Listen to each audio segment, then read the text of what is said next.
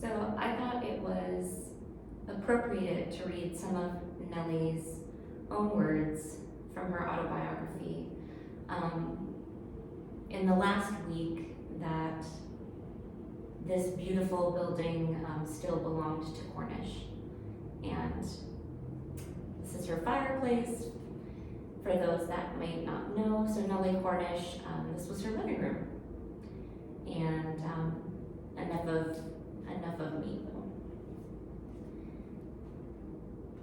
Because I have now come to look like an old lady, people believe that I am old. My family and my friends insist that I hurry up and write the story of my life, another hint that I may be on my way out. I have been traveling this path for nearly 79 years, which is a long time, during which many things have happened, some interesting, some exciting, never dull. Which shall I write? I have lived so many lives. Daily I lead a new life. My personality took on a different color as the manner of living changed. I find that one carries at least a fragrance of those with whom one has associated. As time passes, certain memories stand out and others grow dim. What at one time was an unbearable tragedy becomes a mere pebble in the road when the next obstacle is to be surmounted. I have not become a beshawled type of old lady living in the past. I am too busy with the present. Recently, I learned to cook. I began to paint at 65 and have had a one-man show.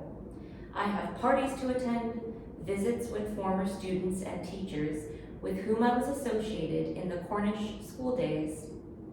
When I do have a few idle hours, I say, I must get to that book of mine, and it is then I try to recapture the past. I have lived in the most exciting period of the history of this great country and participated in the artistic development of the Pacific Northwest. I have known prosperity and need. I have lived in a tent on a sheep ranch in Oregon, a sod house in Nebraska, and in comfortable and charming homes. For several years, I lived in one-room studios which had no bathroom. As my financial condition gradually improved, my way of living became more comfortable, and often I have lived luxuriously. If I must write the events of my life, I must make a choice of experiences. Shall I begin with my running away period, when my parents were constantly searching for a runaway daughter? Shall I tell of a murder to which I was the only eyewitness, this at the age of 5?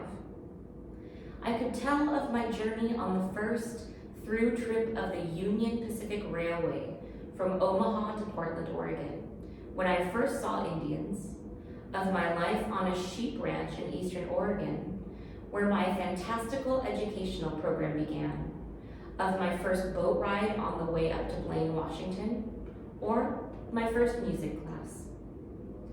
I am tempted to turn back the pages to the time before I was born, when my great-grandfather John Craig, at the age of 4, was the sole survivor of an Indian massacre in Virginia. Or shall I tell the story of my grandfather Simpson, who went out to California during the gold rush, of his elopement and, later, of the kidnapping of his 2 daughters, my mother and my aunt? The story of my schooling and of my music study is unlike anything other youngsters knew. And there is my experience as a governess to 2 young girls near my own age who lived on a big stock farm on the Columbia River. And then my plans for European study, which had to be abandoned, and how this frustration led me to founding Cornish School. During the 25 years that I acted as its director, I lived the richest phase of my life and had the greatest heartbreak. On other pages, I will give details of the school's phenomenal growth and, perhaps, because it was in advance of its time, of its tragedies. of its tragedies. Nellie C. Cornish, 1954.